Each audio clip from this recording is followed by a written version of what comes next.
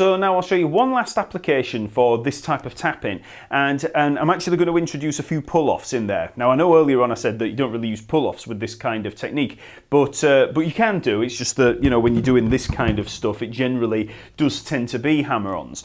So what we're going to do is take a C major arpeggio, just a basic C major triad, and we're going to play the C there, 10th fret of the D string with the second finger of the fretting hand.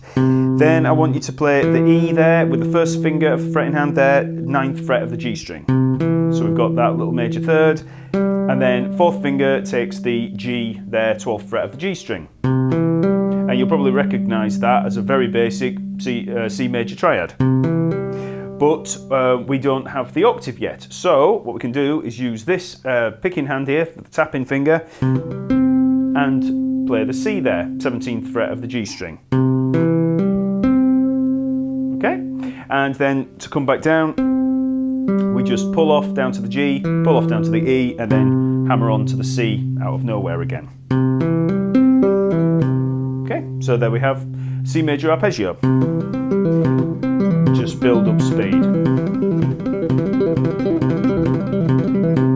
And it sounds quite similar to when guitarists play sweep arpeggios, but it's all tapped. And the motion is very similar to the linear tapping that we had a look at last lesson.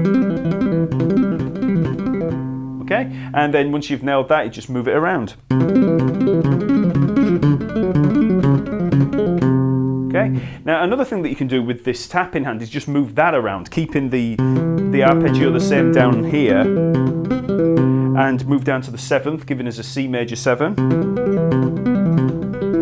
So that was a B there, so we just moved down a half step from the C. There's the C major 7, C6 with the A. Okay. We can extend this arpeggio downwards to give us a 2-octave arpeggio. And to do this, we just use the same fingering that we used partly in the original C add 9.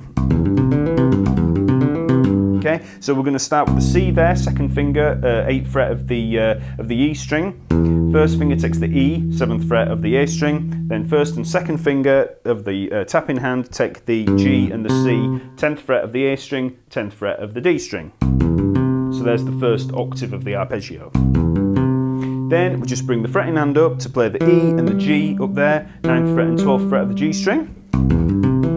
And then we can tap first finger there with the of the tapping hand on the C there, and then come back down.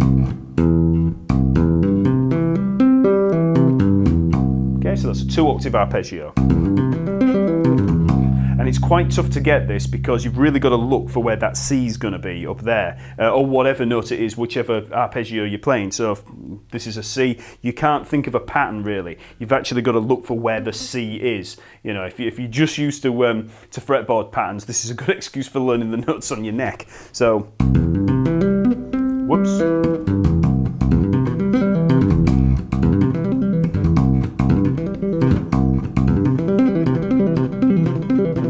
Go into the upper arpeggio there.